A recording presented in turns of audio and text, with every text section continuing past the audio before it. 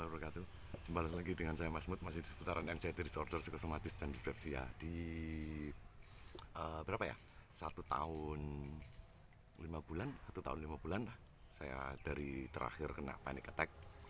Saya mengingatkan lagi, saya pernah kena panic attack 3 kali di tahun 1 tahun sekali. 2019, 2019, 2020, 2021 yang terakhir 2021 akhir itu yang memicu datangnya anxiety disorder di diri saya, psikosomatis, akhirnya dispepsia juga. Ya kalau dispepsianya mungkin lama ya, cuman kita nggak begitu ngerasain ya. Jadi ini sudah di 1 tahun setengah lah, hampir 1 tahun setengah, dan ternyata bisa kumat. Sedikit cemasnya itu bisa kumat, anxiety-nya itu bisa kumat. Sebenarnya bukan kumat sih, hanya karena terlalu lama tidak merasakan sensasi badan seperti itu, jadi kita merasa seperti kumat. Saya juga beranggapan, oh jangan-jangan saya ini gejala mau kumat, saya semalam begitu. Ternyata bukan. Ternyata jadi begini ceritanya, itu ketika saya sudah merasa sangat sehat sekali, saya sudah melakukan aktivitas normal seperti orang-orang biasanya, sudah benar-benar full normal, sama sekali tidak pernah merasakan keluhan. Saya melakukan aktivitas normal dan saya ingin memperbaiki tubuh, karena saya melihat di kaca ketika bertelanjang dada, saya lihat dada saya kok turun terus, kulit ini ya sebenarnya sudah mulai sedikit hilang ya, sedikit keriput-keriputnya sudah mulai hilang, sudah ada cairannya, tidak sekering dulu. Dulu tangan kaki itu ketika dipijit orang itu, tukang pijit itu selalu bilang, "Samin ini kulitnya kering." Mereka selalu bilang seperti itu, siapapun tukang pijitnya pasti bilang seperti itu. Nah, dan walhasil selama 1 minggu terakhir ini saya olahraganya double, bahkan triple ya, 3 kali lipat dari biasanya. Yang semula saya hanya jalan mengitari rumah itu hanya sekitar 10-15 menit, itu bisa sampai setengah jam lebih. Masih ada senamnya, ada lari kecilnya, terus yoga, dan yang terparah adalah saya beryoga sehari 2 kali, meskipun hanya 10-15 menit. Itu saya lakukan dua kali dalam sehari. Karena panas, kepingin perut mengecil, kepingin bentuk tubuh semakin terlihat ideal, ternyata saya hajar begitu semalam. Saya merasakan ada perasaan yang tidak nyaman. Kenapa? Karena tubuh saya itu terasa berat semua, jarum-jarum sakit-sakit semua. Terus pagi tadi berdiri kok agak keliengan. Wah, saya kok agak keliengan ya. Nah, ternyata saya merenung, saya pikir lagi setelah aktivitas, saya pikir-pikir lagi kenapa ya. Oh, ternyata karena kurang asupan gizi. Jadi tidak berimbang antara tenaga yang saya keluarkan dengan kebutuhan gizi yang saya terima. Sedangkan saya akhir-akhir ini, saya karena ingin memperkecil perut ya, biar lemak di dalam tubuh saya ini bisa jadi terbakar dengan mudah. Jadi nggak pakai nutrisi yang kita masukkan dari mulut. Jadi pagi itu saya sarapan itu hanya tiga jumput nasi ya, dengan tempe aja biasanya. Hampir setiap hari begitu saya.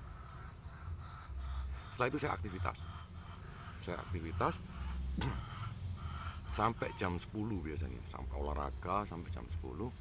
Setelah jam 10 itu saya kasih Denko 1 saset, saya kasih pisang 1 tanduk, 1 biji itu, terus saya kasih kurma 3 biji, terus saya kasih madu 2 sendok. Nah, setiap hari saya lakukan itu. Ternyata nutrisi itu kurang cukup gitu. Jadi ketika tubuh kita tidak berimbang antara penerimaan nutrisi dengan nutrisi yang harus dikeluarkan dengan aktivitas yang berat itu tadi, ternyata mengakibatkan keliengan. Karena itu tadi kurang gizi. Apakah lama? Tidak. Ini aja sudah sekitar jam berapa ya? 10 ini. Sudah jam 10 pagi ini sudah hilang keliengannya. Keliengannya hanya semalam sama pagi. Bangun pagi tadi, ketika tadi sudah sarapan, saya minum smoothies, sudah baik-baik saja, sudah normal lagi. Benar-benar normal, nggak ada keliengannya lagi. Jadi kekurangan nutrisi itu adalah penyebabnya. Seperti halnya dulu-dulu ya, ketika kita masih sakit-sakitnya itu nutrisi itu kan diambil oleh otak, diambil terus oleh otak. Akhirnya yang nutrisi yang dicerna oleh tubuh untuk perbaikan tubuhnya sendiri itu jadi kurang maksimal. Jadi kita berdirinya agak keliengan. Kenapa? Karena itu tadi, kekurangan gizi di dalam tubuh kita, dan otak kita nggak balance. Otak kita lagi fokus untuk memperbaiki otak saja. Jadi nutrisi itu masuk ke otak semua. Dulu pernah terjadi seperti itu. Kalau ini kan sudah tidak, otak tidak membutuhkan energi yang berlebih. Ternyata tubuh yang kekurangan energi.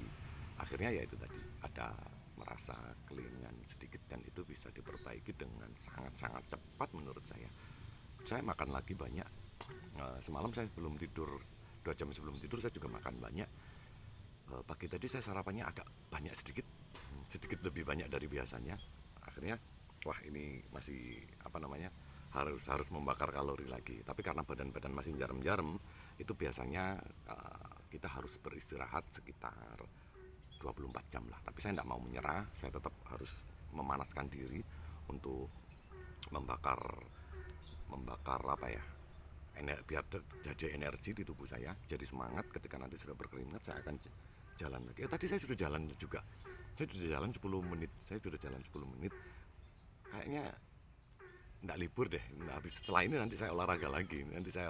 Saya sudah ingin mengeluarkan otot-otot lagi, dan ini hasilnya sudah mulai ada dengan push up ringan.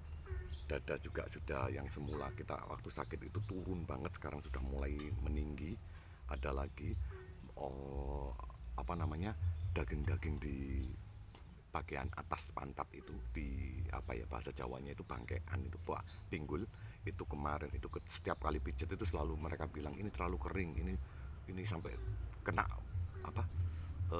tulangnya langsung gitu. Sekarang sudah ada isinya, semuanya sudah ada isi, badan sudah ada isi. Tapi anehnya berat badan tetap di 71 sampai 72. Artinya apa? Ketika makanan saya banyak, nutrisi yang saya masukkan banyak, tapi berat badan saya tetap ideal, berarti saya siangnya makan banyak, sore makan lagi, malam juga makan. Jadi saya tidak makan pagi itu hanya untuk membakar perut saja. Artinya pola makan saya sekarang per hari ini saya lebih banyak. Saya ingin sedikit lebih berisi kan, sampai minum susu segala itu, dan tidak menjadi berat badan. Ternyata menjadi otot saya semakin kencang. Badan saya terasa sedikit atos ya, sedikit keras, terasa banget, memang sedikit keras. Ada perbedaannya dari kaki sampai tangan, lengan, semuanya itu terlihat, terasa sedikit berisi ototnya itu. Bukan yang ketika sakit digoyang sedikit begini itu goyang terus gitu kan ya. Ini sudah nggak begitu sudah, kalau ngotot sedikit gitu sudah mulai ada isinya. Jadi massa otot saya itu meningkat, dan nutrisi itu tadi diserap untuk dijadikan massa otot tersebut. Jadi bagus buat tubuh. Berat badan ideal, tidak naik, tidak terlihat gemuk, tapi seger, terlihat enak lah, dilihat itu enak badan itu ketika kita olahraganya banyak. Jadi saran saya, kalau teman-teman sudah 1 tahun ke atas itu sudah mulai paksa lah olahraga itu, mulai perbaiki, terutama yang usianya di atas 40 seperti saya ini 44, itu mulai olahraga lagi itu sangat berat sekali, terutama di yoganya ya. Yoga ini saya baru seminggu, dulu pernah, cuman sudah enggak lagi. Sekarang mulai yoga lagi, sudah 1 minggu ini saya yoga lagi untuk melemaskan atau biar otot-otot itu sama urat-urat itu nanti tidak mudah kaku. Jadi tubuh itu bisa sampai lemes. Memang yoga itu manfaatnya sangat banyak sekali, ke keseimbangan tubuh, ke kelenturan tubuh, kelincahan tubuh, itu sangat membantu. Saya yoga 7 hari ini sudah terasa betul. Cuman masalahnya saya ini terlalu memforsir tubuh saya, akhirnya terjadi yang semalam itu, yang saya anggap kumat ternyata bukan apa-apa. Hanya pernah terjadi trauma dulu ketika merasa badan tidak enak semua, sakit semua, kaki semuanya. Dulu pernah terjadi seperti itu karena penyakit. Kalau ini karena terforsir dari olahraga berlebih dan yoga tersebut, dan itu akan bisa hilang 24 sampai 48 jam setelahnya, katanya begitu. Tapi alangkah lebih baiknya jika kita tubuh kita masih sehat, tidak ada masalah, kita tidak berhenti untuk berolahraga. Saya sendiri menargetkan beberapa beberapa minggu lah atau 2 bulan ini, saya ingin perut saya lebih kecil dan otot saya sudah mulai sedikit terbentuk dengan latihan yang baik dan benar. Terima kasih sudah melihat video saya. Semoga teman-teman yang melihat video saya bisa dikasih kesembuhan lebih cepat dan dikasih bisa kembali ke kehidupan sedia kala, termasuk social distancingnya sudah mulai hilang, sudah mulai bisa akrab dengan orang-orang, bisa berkumpul di keramaian dan lain-lain. Terima kasih. Wassalamualaikum warahmatullahi wabarakatuh.